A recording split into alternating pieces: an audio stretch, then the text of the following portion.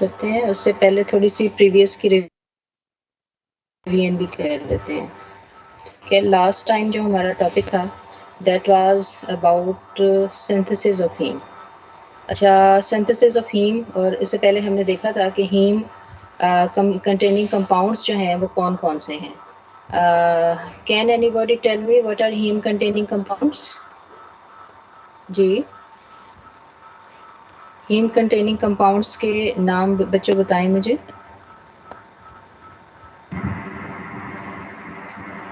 Myoglobin, haemoglobin, myoglobin, cytochrome and peroxidase and catalysis.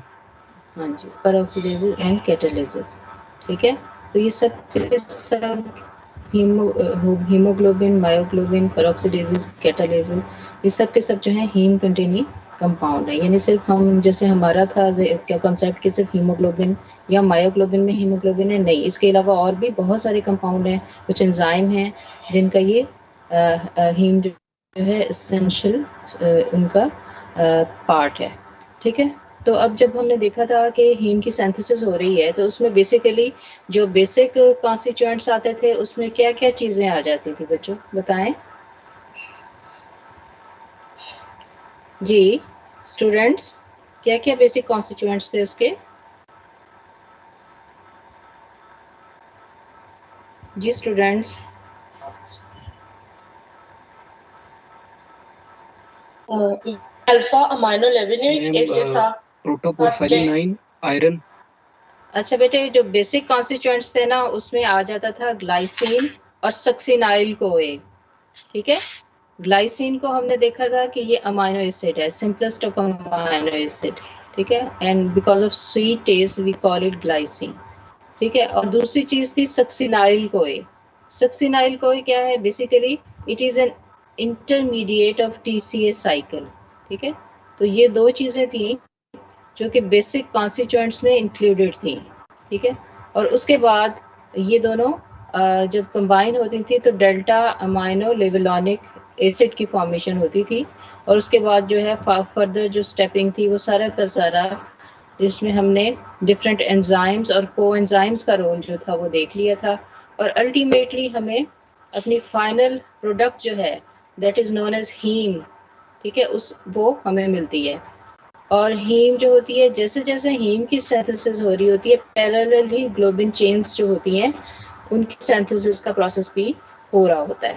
ठीक है ना, तो क्या है कि ये हीम और ग्लोबिन जो है ये मिल के कंपाउंड बनाएंगे that is known as haemoglobin. और बेसिकली जब ये फाइनल फॉर्म में आ जाता है, एक स्टेज थी जिसपे हमने देखा था कि ये लीनियर फॉर्म है, इंटरमीडिएट स्टेज, उसके बाद उसकी साइक्लाइजेशन का प्रोसेस होता है।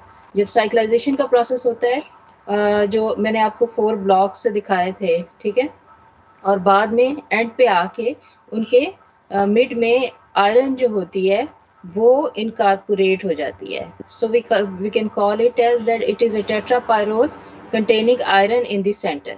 ठीक है, तो क्या कहते हैं, इस तरह से हीम की फॉर्मेशन प्रोसेस होता है।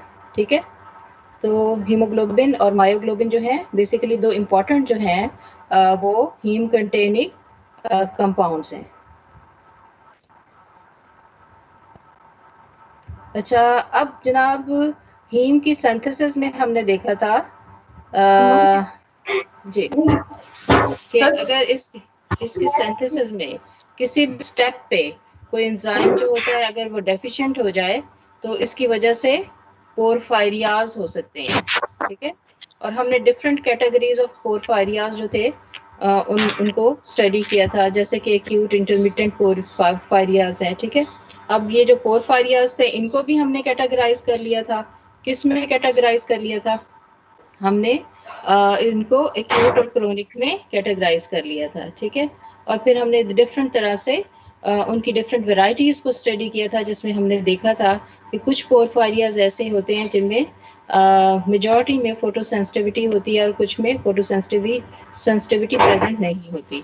ठीक है, और डिफरेंट तरह की और फीचर्स इनके थे जिनको हमने स्टेप बाय स्टेप देख लिया था। ठीक है, और मैंने आपको बताया था कि लेपिनकॉर्ट का एक पूरा पेज है जिसपे ये डायग्रामेटिकली बहुत अच्छे तरीके से दिखाया गया है, जहाँ से आप बहुत अच्छे तरीके एलेबोरेटेड वे में अगर उस आप डायग्राम को अंडरस्टैंड कर लेते हैं तो आप पोरफायरियाज को अंडरस्टैंड करते हैं। अच्छा, अब हम अपने नेक्स्ट स्टेप की तरफ चलते हैं। ठीक है, ये एक ब्रीफ छोटा सा लेक्चर है, that is about degradation of haem. ठीक है, कि हीम जो होती है एक स्टेज पे उसको डिग्रेड होना होता है। ठीक है, और आज के हमारे लर्निंग ऑब्जेक्टिव्स क्या क्या हैं? To know the role of reticuloendothelial system in formation of bilirubin. ठीक है, अच्छा, उसके बाद आ जाएगा steps of formation of bilirubin. ठीक, उसके बाद है transport of bilirubin in blood, फिर आ जाएगा hepatic uptake of bilirubin, next आ जाएगा कॉन्जुगेशन, और फिर आ जाएगा फॉर्मेशन ऑफ यूरोबाइलिन। ठीक है, तो ये स्टेप्स हैं कि सबसे पहले हम देख लेंगे कि रेटिकुलो एंडोथेलियल सिस्टम उसका क्या रोल आ रहा है। उसके बाद हम देख लेंगे कि बिलिरुबिन की फॉर्मेशन कैसे हो रही है, जब इसकी फॉर्मेशन हो जाती है तो इसकी ट्रांसपोर्ट कैसे हो रही है डिफरेंट ऑर्गन्स में, और हेपेटिक अपटेक कैसे हो रही है, उसके बाद कॉन्जुगेशन का प्रोसेस हो रहा है, और उसके बाद यूरोबाइलिन जो है उसकी फॉर्मेशन कैसे हो रही है। सो रेटिकुलो एंडोथेलियल सिस्टम की तरफ हम सबसे पहले आते हैं। एक फेगोसिटिक सिस्टम होता है, ठीक है, और ये सिस्टम क्या होता है कि जब आरबीसी अपनी एज पूरी कर लेते हैं। आवाज आ रही है बच्चों? आवाज आ रही है?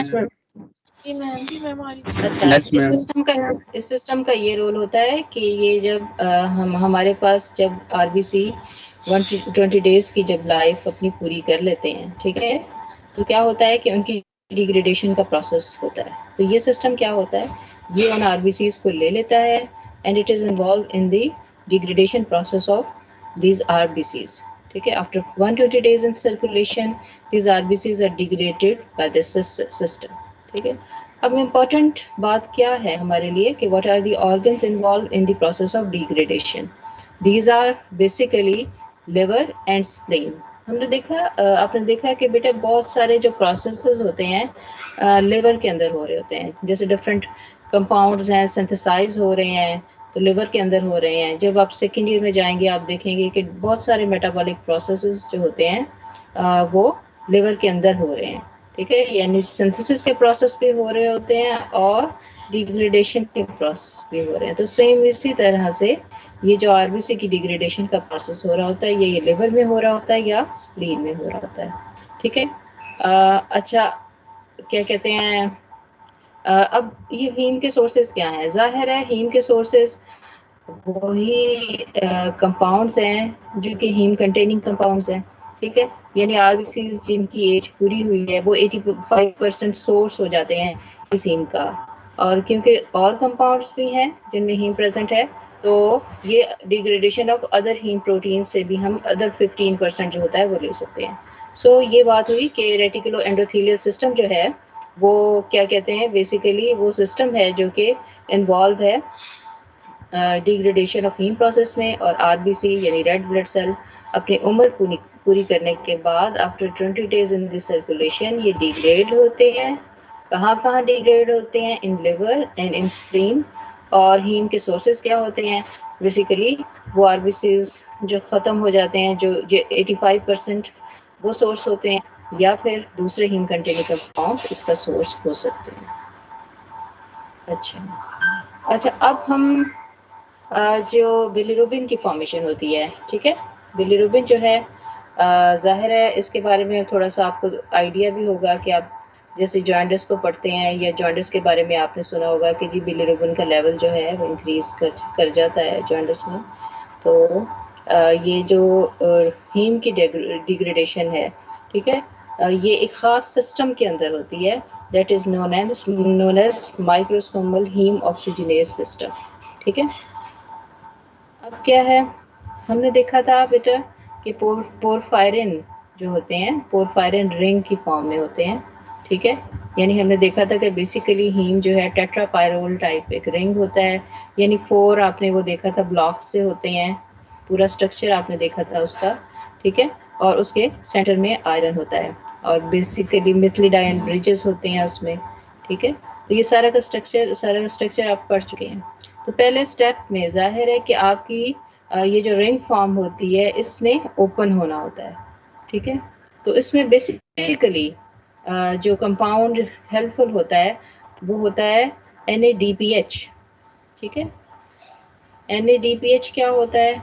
ये हेक्सोस मोनोफॉस्फेट शंट एक मेटाबॉलिक प्रोसेस होता है जो हमारी बॉडी में, जब सेकेंड ईयर में आप कार्बोहाइड्रेट मेटाबॉलिज्म पढ़ेंगे तो उसमें HMP शंट को आप पढ़ेंगे, हेक्सोस मोनोफॉस्फेट शंट। इस प्रोसेस में बेसिकली दो तरह के कंपाउंड्स की फॉर्मेशन होती है, एक इसमें राइबोज शुगर बनती है और एक इसमें NADPH बनता है, ठीक है। तो NADPH जो होता है बेसिकली बहुत सारे सिंथेटिक रिएक्शंस में, और इसी तरह से ये ब्रेक डाउन ऑफ हीम जो होता है इसमें भी इसका रोल आ जाता है, ठीक है। तो ये कंपाउंड्स होते हैं यानी nicotine, adenine, nicotinamide, adenine dinucleotide phosphate, और इसका एब्रीविएशन होता है NADPH, ठीक है। और कहाँ से आता है? ये हेक्सोस मोनोफॉस्फेट शंट से आता है, ठीक है। बेसिकली ये कार्बोहाइड्रेट मेटाबॉलिज्म से रिलेटेड होता है, तो ये मेन कंपाउंड होता है और ऑक्सीजन होती है साथ, ठीक है। अब ये क्या करते हैं? ये एंजाइम जो होता है वो ज़ाहिर है एक्ट करेगा, ठीक है। हीम ऑक्सीजनेज एक एंजाइम होता है, वो एक्ट करेगा in the presence of these compounds. तो ये कंपाउंड्स फिर क्या करेंगे? ये कंपाउंड्स जो होते हैं 3 सक्सेसिव ऑक्सीडेशन रिएक्शंस करेंगे, ठीक है। क्या करेंगे? 3 सक्सेसिव ऑक्सीडेशन रिएक्शंस करेंगे, और इन रिएक्शंस के रिजल्ट में क्या होगा कि पोरफायरिन रिंग जो होता है वो ओपन हो जाएगा, ठीक है। इसके अलावा कार्बन मोनोऑक्साइड की प्रोडक्शन होगी और आयरन जो होता है वो रिलीज हो जाएगा, ठीक है। तो बेसिकली क्या होगा, उस रिंग फॉर्म ने ओपन फॉर्म में आना है, पोरफायरिन रिंग की ओपनिंग हो गई, कार्बन मोनोऑक्साइड की प्रोडक्शन हो गई, और आयरन जो कि सेंटर में हेल्ड हुआ है, ठीक है। जो कि हमने देखा था कि जब सिंथेटिक पाथवे है उसमें जो आयरन होता है वो एंड में जो है इनकारपोरेट हो रहा होता है, उसने भी रिलीज हो जाना है, ठीक है।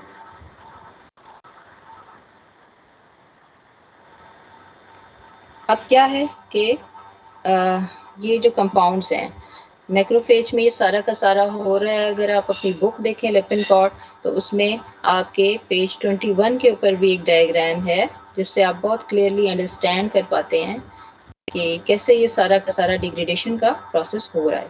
उसमें आपको दिखाया गया है कि कैसे मैक्रोफेजेस हैं और फिर वो NADPH की प्रेजेंस में एक कंपाउंड में कन्वर्ट हो रहे हैं, दैट इज नोन एज बिलीवर्डन, ठीक है। क्या होता है उस कंपाउंड का नाम? जी स्टूडेंट्स, बिलीवर्डन, ठीक है। अब क्या होता है कि अब आप देख सकेंगे कि ये जो बिलीवर्डन होता है ये अब अपनी शेप जो होता है, ओरिजिनल शेप जो थी जिसमें 4 ब्लॉक्स जो थे एक खास पैटर्न से अरेंज थे और उसमें सेंटर आयरन, वो सब के सब चेंज हो गया है, ठीक है। और ये एक लीनियर फॉर्म में आ गया है, ठीक है। ये बेसिकली बिलीवर्डन क्या होता है? ये ग्रीन पिगमेंट होता है, ठीक है। क्या होता है? बेसिकली एक ग्रीन कलर का पिगमेंट होता है। अगर आप अपनी बुक में देखेंगे तो ये ग्रीन ही शो किए गए हैं। ये जो ब्लॉक्स है ना, 4 ब्लॉक्स जो हैं जो एक लीनियर फॉर्म में हैं, ये ग्रीन से ही शो किए जाते हैं। अच्छा, उसके बाद क्या होता है कि ये नेक्स्ट स्टेप में क्या होता है कि बिलीवर्डन जो होता है उसकी रिडक्शन का प्रोसेस होगा, ठीक है। और जब ये रिडक्शन का प्रोसेस हो जाता है तो ये रिड्यूस हो जाता है, तो ये कन्वर्ट हो जाता है in red orange compound that is known as bilirubin. So हमारे पास हमारा फाइनल प्रोडक्ट जो है वो आ गया, ठीक है। सबसे पहले क्या हुआ था कि टेट्रापायरोल ring with iron in the center that is known as heme, वो हीम ऑक्सीजनेज की प्रेजेंस में, एंजाइम इज हीम ऑक्सीजनेज, और इसमें दूसरे कंपाउंड्स जो इन्वॉल्वमेंट थी जिनकी NADPH और ऑक्सीजन, उनकी प्रेजेंस में किस में कन्वर्ट हो गया? बिलीवर्डन में कन्वर्ट हो गया, that is a green pigment, and this green pigment is further converted by the reduction process into bilirubin by the bilirubin reductase. That is a red orange compound. ठीक है, that is our final product. So this is the simple degradation phenomena of heme. So you can see here the structure of this biliverdin. आपने देखा कि वो सारे के सारे जो रिंग्स थे अब बिल्कुल एक लीनियर फॉर्म में आ गए हैं. ठीक है, you can see here 1 2 3 and 4. These are the 4 rings that were previously in a cyclic form. अच्छा, अब एक टर्मिनोलॉजी हम यूज करते हैं bile pigments. What are this bile pigments? Bilirubin and its derivatives are collectively term bile pigments. यहाँ से ये देखें, ये डायग्राम आपकी बुक से ली गई है. आप देख सकते हैं ये आरबीसी शो किए गए हैं जिनकी डिग्रेडेशन हो रही है और ये मैक्रोफेजेस के अंदर हो रही है. और आप यहाँ पे देख सकते हैं ये एरो शो किए गए हैं, हीम को दिखाया गया है. फिर फर्दर आप देख सकते हैं NADPH दिखाई गई है जो कि NADP में कन्वर्ट हो रही है. और क्या हो रहा है, आयरन भी रिलीज हो रहा है, कार्बन मोनोऑक्साइड भी रिलीज हो रही है. और ये हीम ऑक्सीजनेज एंजाइम है that is coming into the action and converting this compound into a linear product. और यहाँ पे आप देख सकते हैं कि यहाँ पे ये ऑक्सीजन ये इनकॉर्पोरेट हुई है. और फिर नेक्स्ट स्टेप में यही ग्रीन पिगमेंट बिलिरुबिन जो होता है NADPH की प्रेजेंस में और एक रिडक्टेज की प्रेजेंस में बिलिरुबिन में कन्वर्ट हो जाता है. दैट इज ये रेड से ही शो किया गया है. ठीक है, so this is our final product. अच्छा, uptake of bilirubin by the liver. Liver जो होता है अब इस बिलिरुबिन को की अपटेक करता है. तो कैसे ये प्रोसेस होता है कि बिलिरुबिन बेसिकली बेटा प्लाज्मा के अंदर स्लाइटली सॉल्युबल होता है. अगर ये स्लाइटली सॉल्युबल है तो लॉजिकली अंडरस्टूड है कि कोई ना कोई ऐसा कंपाउंड होगा जो इसकी ट्रांसपोर्टेशन में हेल्पफुल होगा. तो वो कंपाउंड कौन सा है? जी बच्चों बताओ मुझे, एल्ब्यूमिन के क्या क्या फंक्शंस हैं? ऑस्मोटिक बैलेंस को मेंटेन करता है. हाँ जी, ऑनकोटिक प्रेशर, ऑस्मोटिक प्रेशर को मेंटेन करता है. इसके अलावा बेटे और फंक्शंस भी तो है ना इसके. ट्रांसपोर्ट का फंक्शन भी है. ठीक है, तो जो बहुत सारे कंपाउंड्स ये ट्रांसपोर्ट करता है उनमें से एक एल्ब्यूमिन भी है. ठीक है, सो क्या होता है ये बिलिरुबिन भी है. ठीक है, so it binds with albumin and transported to the liver. अच्छा, अब क्या होता है कि जब ये बिलिरुबिन एल्ब्यूमिन के साथ बाइंड करती है, ये हेल्प करता है, फैसिलिटेट करता है इसके लिवर में ट्रांसपोर्ट में. एक दफ़ा लिवर में जाने के बाद क्या होता है कि ये डिसोसिएट कर जाता है एल्ब्यूमिन से. ठीक है, so bilirubin dissociate from carrier albumin molecules and enters hepatocytes. Hepatocyte क्या होते हैं? लिवर के सेल्स होते हैं. अच्छा, अब हेपेटोसाइट में जाने के बाद it binds to intracellular protein, particularly the protein ligand. वहाँ पे ये प्रोटीन के साथ बाइंड करेगा जिसको हम लाइगेंडिन बोलेंगे. ठीक है, ये देख सकते हैं आप ब्लड में एल्ब्यूमिन और बिलिरुबिन का एक कॉम्प्लेक्स बना हुआ है बच्चों. ठीक है, एल्ब्यूमिन और बिलिरुबिन का कॉम्प्लेक्स, एल्ब्यूमिन फैसिलिटेट कर रही है ब्लड में इसकी ट्रेवल को. और फिर हम देखते हैं कि हेपेटोसाइट यानी लिवर के सेल इसकी अपटेक करते हैं और लाइगेंडिन जो होता है इसके साथ बिलिरुबिन बाइंड कर जाता है. ठीक है, लाइगेंडिन के ऊपर नेगेटिव चार्ज शो किया गया है और लाइगेंडिन का फंक्शन बताया गया है. It prevents bilirubin from going back to plasma. ठीक है, ये होल्ड करके रखता है इसको हेपेटोसाइट्स के अंदर और इसको प्लाज्मा में इसकी वापसी जो होती है इसको रोकता है. सो यहाँ पे भी आप देख सकते हैं डायग्राम में ब्लड में बिलिरुबिन एल्ब्यूमिन कॉम्प्लेक्स बना है और ये बिलिरुबिन एल्ब्यूमिन कॉम्प्लेक्स जो होता है ये हेल्प कर रहा है इसकी हेपेटिक अपटेक में. यानी यहाँ अपने फाइनल डेस्टिनेशन तक पहुँच गई है बिलिरुबिन और यहाँ पे इसके अंदर डिफरेंट केमिकल चेंजेस जो हैं वो आएंगी. और वो चेंजेस कैसे आएंगी वो हम देखते हैं. अच्छा, अब लिवर में पहुँच गई बिलिरुबिन, एक और डेस्टिनेशन उसने ट्रेवल, एक और सफ़र जो है उसने तय किया और फॉर्मेशन ऑफ बिलिरुबिन डाइग्लूकुरोनाइड. ठीक है, ये वो कंपाउंड है जिसकी फॉर्मेशन जो होती है लिवर के अंदर होती है. अब बेसिकली क्या होता है कि एल्ब्यूमिन के साथ दो कंपाउंड ऐड होते हैं, that are two molecules add होते हैं that are of glucuronic acid. ठीक है, कौन से कंपाउंड? Glucuronic acid. और अल्टीमेटली जो हमें फाइनल प्रोडक्ट मिलती है that is bilirubin die glucuronide. ठीक है, डाई मीन टू। ठीक है, so in hepatocyte the solubility of bilirubin is increased by addition of two molecules of glucuronic acid. इसकी वजह से इसकी solubility जो होती है वो इंक्रीज कर जाती है, और जो एंजाइम बेसिकली इस सारे प्रोसेस में इन्वॉल्व होता है that is known as microsomal bilirubin UDP glucuronyl transferase. यानी एंजाइम को हम जब क्लासिफाई करते हैं तो हम इनको डिफरेंट ग्रुप्स में क्लासिफाई करते हैं। ठीक है, उसकी कुछ कैटेगरीज जो हैं 6 क्लासेस मेन होती हैं, उनको आप एंजाइमोलॉजी में देखेंगे स्टेप बाय स्टेप। तो उनमें से एक क्लास जो होती है वो ट्रांसफरेज होती है। बेसिकली जो इस रिएक्शन में एंजाइम इन्वॉल्व होता है that is known as transferase, and that is microsomal bilirubin UDP glucuronide transferase। UDP basically एक न्यूक्लियोटाइड है। ठीक है, सो uridine diphosphate glucuronidase is used as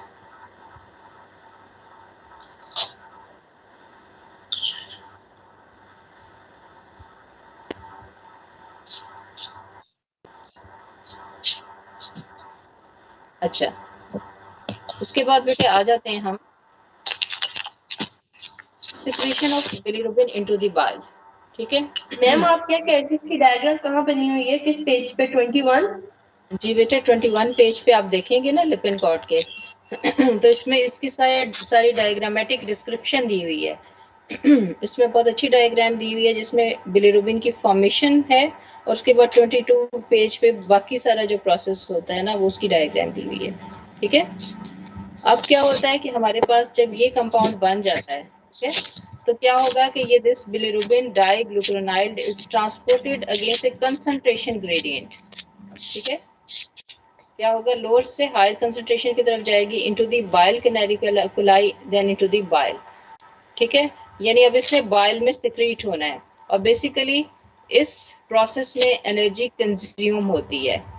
ठीक है, और अगर लिवर के अंदर कोई प्रॉब्लम है, कोई डिजीज है, जैसे सिरोसिस है, कोई हेपेटाइटिस या कोई ऐसा प्रॉब्लम आ रहा है लिवर के अंदर, तो क्या होता है कि ये प्रोसेस जो होता है वो लिमिट हो जाता है। ठीक है,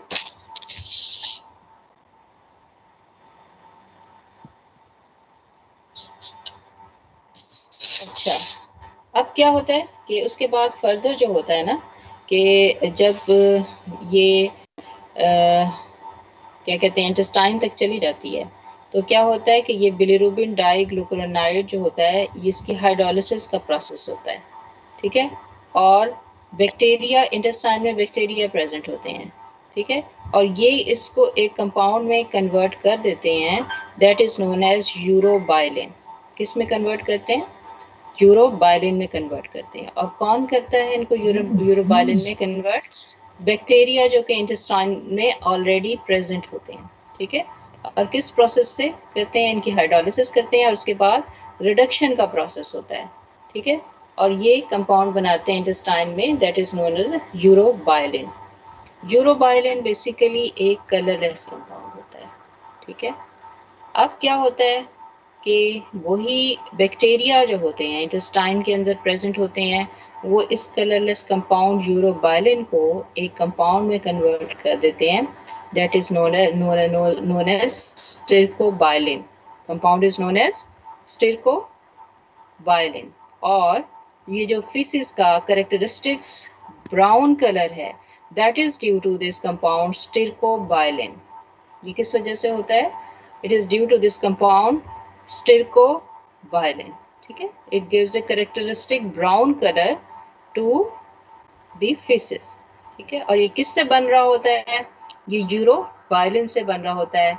और यूरोबाइलिन की क्या प्रोसेस हो रहा होता है? ऑक्सीडेशन का प्रोसेस हो रहा होता है। कौन ये ऑक्सीडेशन का प्रोसेस कर रहा है? It is carried out by intestinal bacteria converting it this urobilin to stercobilin, and it gives feces a characteristic brown color. So this is the diagram taken from your book Lippincott. You can see the role of different systems in the degradation of these RBCs. You can see here blood passing through the blood vessels. You can see here the macrophages which are involved in the degradation process. You can see the role of liver and the role of gallbladder and the intestines, and you can also see here the kidney, and you can see that all these systems are working in a coordination and to produce bilirubin and its uptake by the liver. So if you see at the first step, तो देख सकते हैं कि RBCs are the major source of heme protein, and you can see round RBCs which are passing through the blood vessels. Second step, breakdown of heme to bilirubin occurs in macrophages of the reticuloendothelial systems.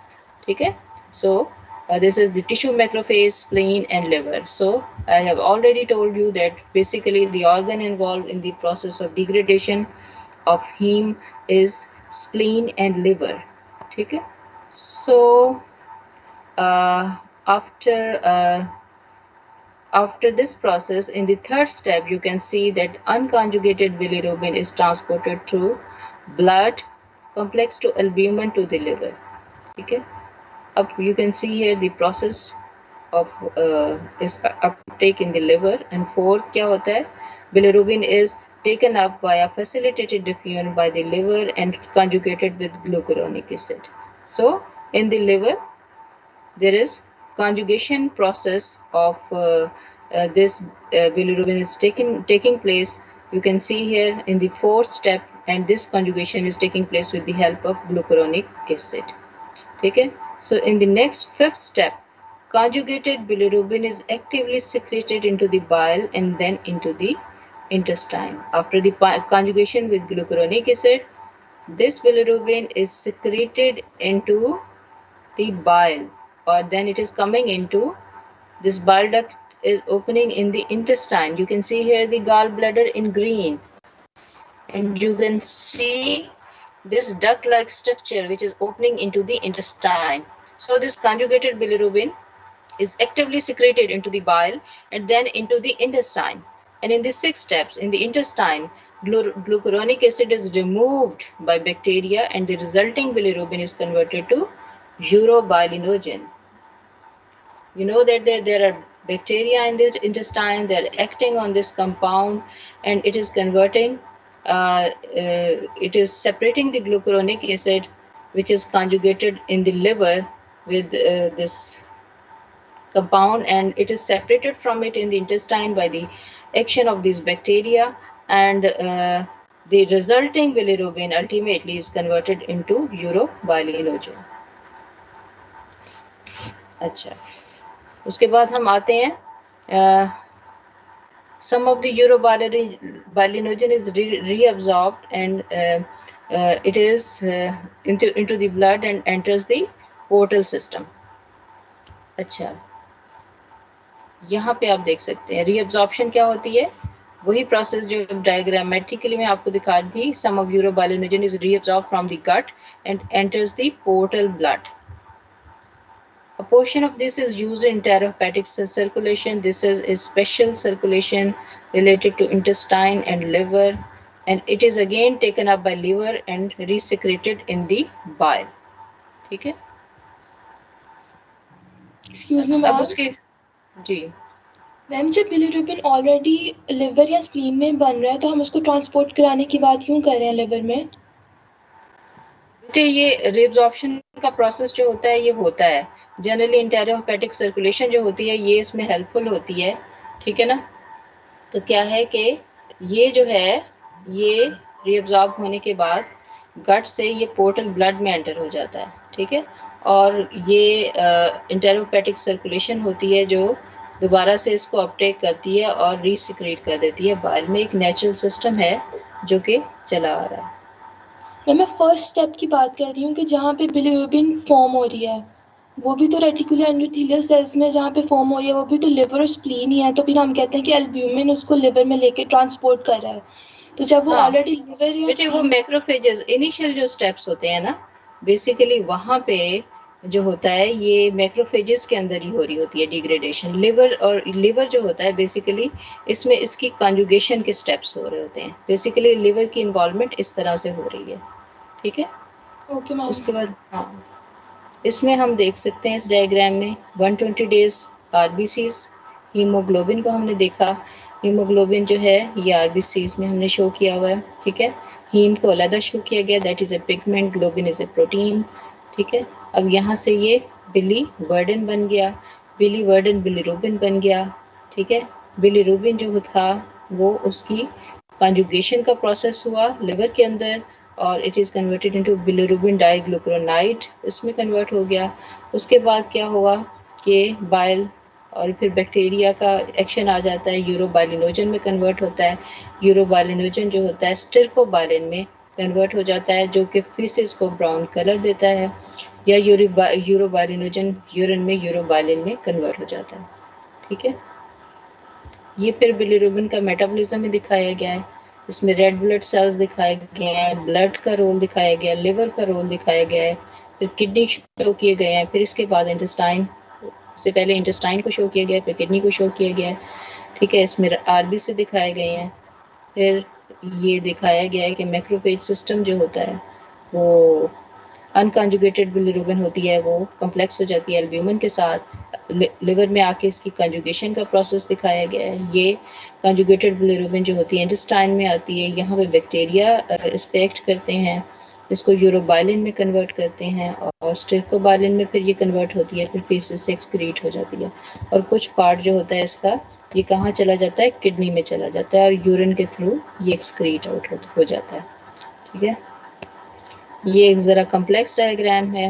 ये macrophage दिखाए गए हैं, इन spleen, liver और RBC, bone marrow दिखाया गया है, ठीक है। ये आपने देखा कि रेड ब्लड सेल्स की डेथ हो गई है, फेगोसाइटोसिस का प्रोसेस हो गया है। अब ग्लोबिन चेन्स जो होती हैं वो अलहदा हो जाती हैं, वो अमाइनो एसिड्स में कन्वर्ट हो रही हैं। फिर हीम दिखाई गई है, दैट इज़ कन्वर्टेड इनटू बिलीवर्डन, फिर बिलीरुबिन में कन्वर्ट हो गई।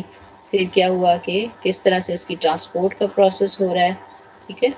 और फिर हमने देखा कि आयरन जो होती है ये भी ट्रांसपोर्ट हो रही है, जो आयरन रिलीज होती है ये इसमें ट्रांसफेरन का रोल दिखाया गया है, ये भी लिवर में ही जा रही है। फिर क्या होता है, बिलीरुबिन जो होता है ये फर्दर इसका सारा प्रोसेस जो अभी आपको मैंने बताया था कि बिलीरुबिन जो होती है वो कैसे फिर लिवर में इसकी कंजुगेशन हुई, स्मॉल इंटेस्टाइन में आ गई।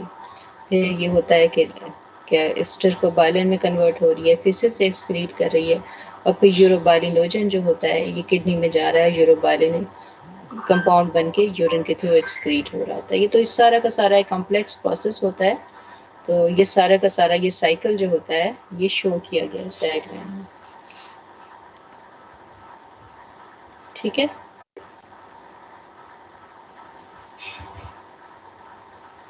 अच्छा, अब बच्चों एक एमसीक्यू है आपके लिए। स्टूडेंट्स आवाज आ रही है?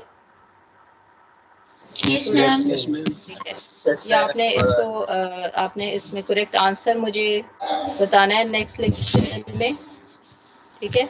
और उसकी रीजनिंग के साथ, यानी आप एक एक स्टेप की रीजनिंग आपने बतानी है। Bilirubin is produced from catabolism of protoporphyrin 9 by a microsomal enzyme in a two-step reaction. First step involves the opening of tetraparol ring to form biliverdin, which is further reduced to form bilirubin. What are the enzymes responsible for these two steps? Heme dehydrogenase and bilirubin oxygenase. Number 1 option है, इसी तरह से आपके exam में पूछे जाएंगे। Number 2 option है heme oxygenase and biliverdin reductase. उसके बाद आ जाएगा heme deoxygenase and biliverdin reductase, और फोर्थ पे आ जाएगा heme oxygenase and bilirubin reductase, ठीक है। तो आपने ये सारा देखना है, ये पैटर्न जस्ट मैंने आपको बताया है कि इसी तरह से आपका एक स्टैम्प होगा, ठीक है। और ये स्टैम्प, ये तो एक सिंपल स्टैम्प है, इसी तरह से सिनेरियो बना के भी आपको प्रेजेंट किया जा सकता है, ठीक है। यानी कोई भी बिहाइंड स्टोरी बताएंगे और फिर रीजनिंग पूछ लेंगे, और उसमें ये 4 ऑप्शंस दी हुई हैं, लेकिन यूजुअली हम आपकी जो एग्ज़ाम होते हैं उसमें 5 ऑप्शंस होती हैं, और आपने एक करेक्ट ऑप्शन जो होती है उसको आपने टिक करना होता है, तो इस तरह से पैटर्न होता है आपके MCQs का। ये हम एंड पे थोड़ी रिहर्सल भी करेंगे बाद में। अब हम थोड़ा सा ब्रीफली देख लें कि जॉन्डिस क्या होता है। अब जॉन्डिस जो होता है, it is basically yellow discolouration of skin and sclera. Normal level of bilirubin जो होता है वो 1 मिलीग्राम पर डेसीलीटर होता है। अगर इससे इंक्रीज कर जाए, यानी कोई ऐसी रीज़न हुई है जिससे बिलिरुबिन की प्रोडक्शन जो होती है वो इंक्रीज कर जाए, उसकी डिफरेंट रीजनिंग हो सकती हैं, डिफरेंट पैथोलॉजिकल प्रोसेसेस होते हैं that can increase to that can lead to increased level of bilirubin. So अगर इससे एक्सीड कर जाता है, यानी 2 से लेकर 3 मिलीग्राम पर डेसीलीटर तक चला जाता है, तो we can call it as jaundice. ठीक है। So jaundice basically in words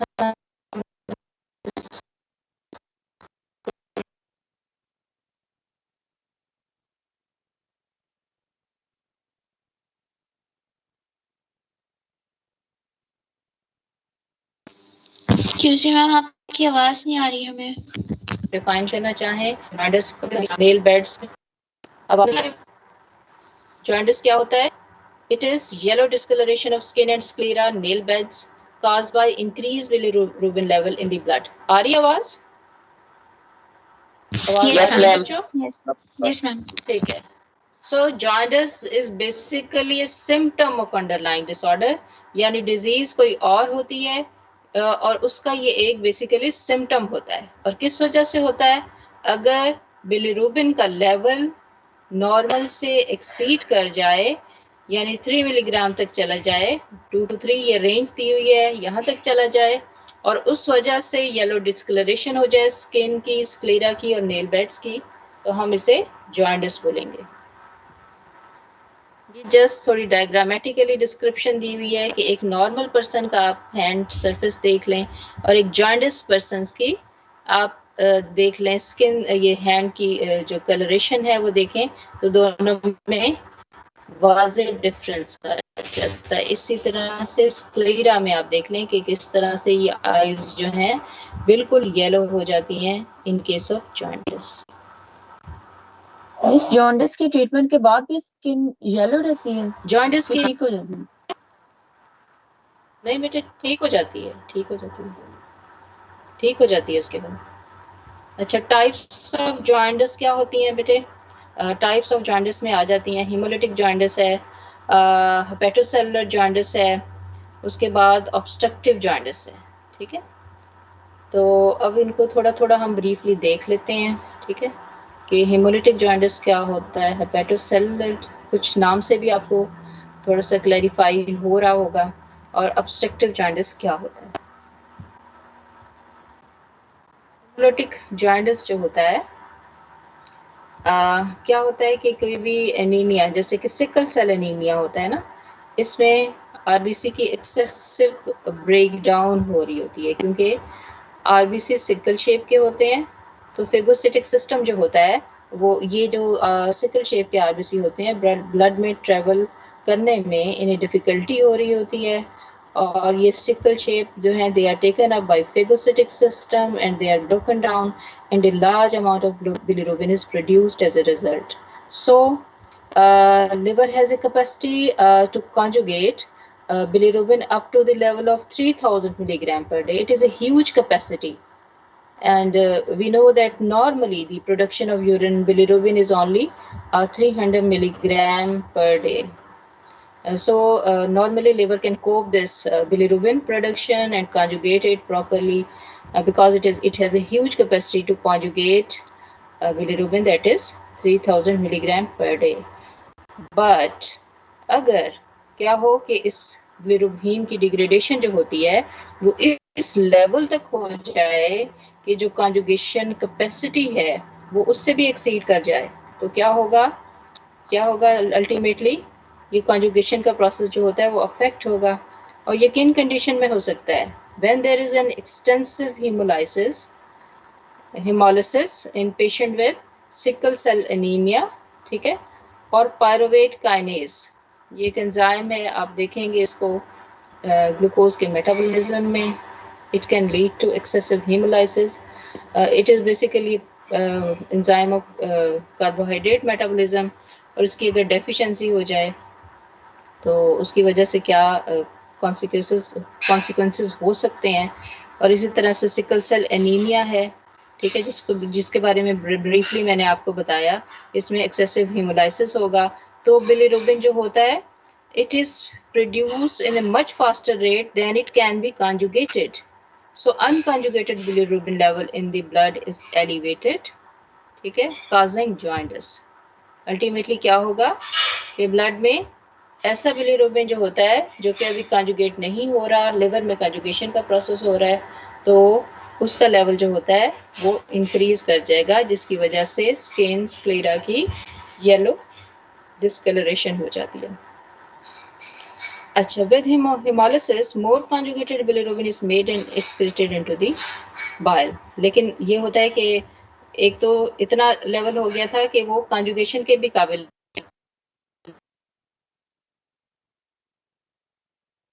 नहीं रहा था, और जो है कॉन्जुगेशन भी हो रही है, यानी मैक्सिमम कॉन्जुगेशन भी हो रही है, वो एक्सक्रीट हो रही है बाल में।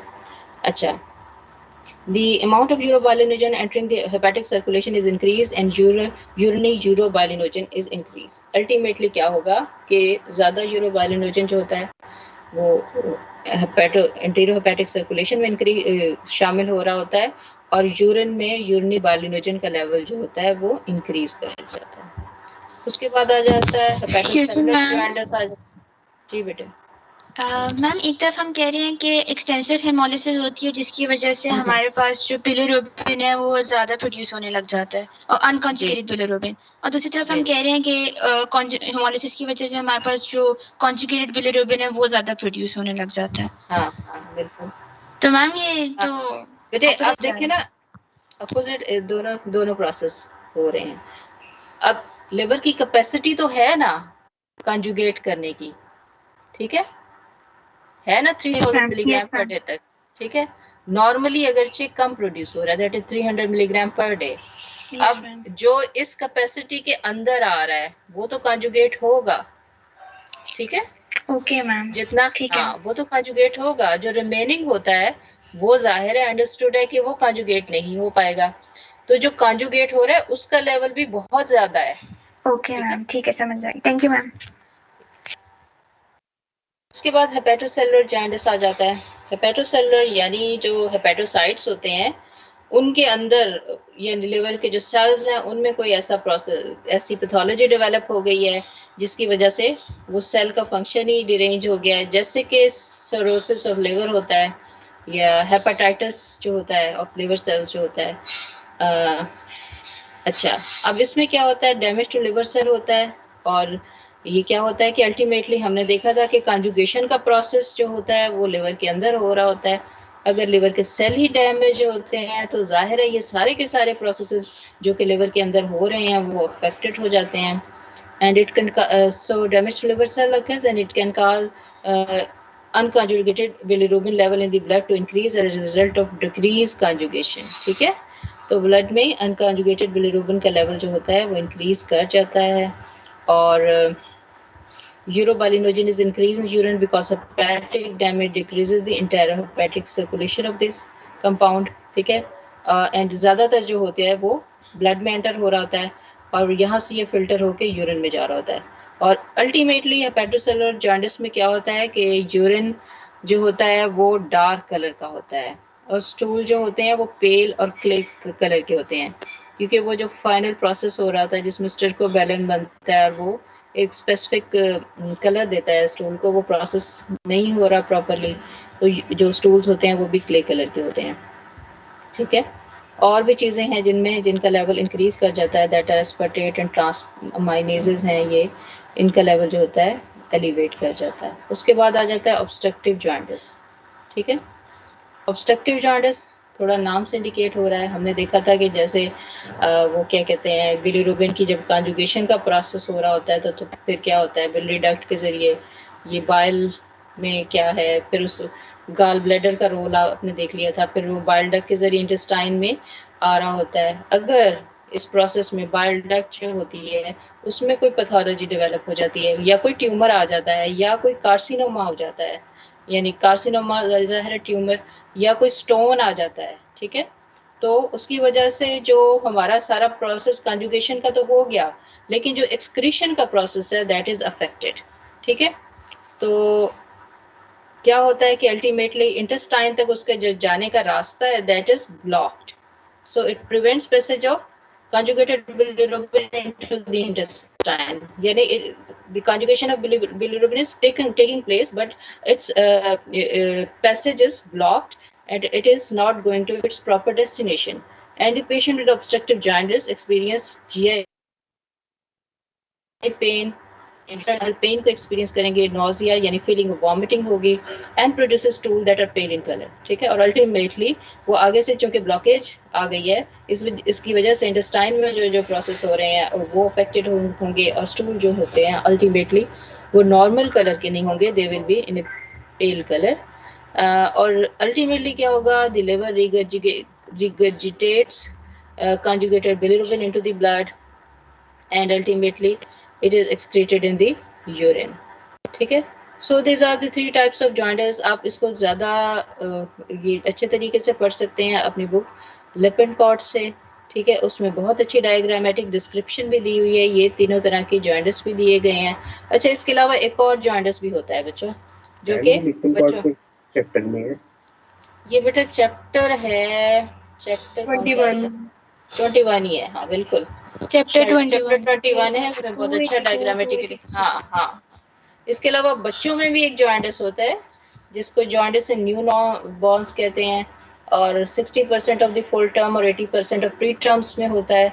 इनमें अनकंजुगेटेड बिलीरुबिन का जो है फर्स्ट पोस्टनेटल वीक में वो जो होता है लेवल इंक्रीज कर जाता है, और क्योंकि जो यूजीटी की एक्टिविटी होती है, हेपेटिक बिलीरुबिन यूजीटीज की एक्टिविटी लो होती है बर्थ पे। ठीक है, और क्या कहते हैं इसके बाद ये बेसल गैंग्लिया को अफेक्ट करता है। ठीक है, क्या होता है कि ये एलिवेटेड यूसीपी जो होता है, ये एक्सेस ऑफ बाइंडिंग कैपेसिटी होती है, उससे एक्सीड कर जाता है और डिफ्यूज करके बेसल गैंग्लिया में चला जाता है, वहाँ पे ये ब्रेन को अफेक्ट करता है। ठीक है, और इसको पैथोलॉजिकल जॉइंडिस बोलते हैं। और फिर इसमें बच्चों को जो है फोटोथेरेपी दी जाती है, तो ये कुछ टाइम के बाद रिकवर कर जाते हैं। अच्छा, इससे किडनी स्टोन्स का कोई ताल्लुक है?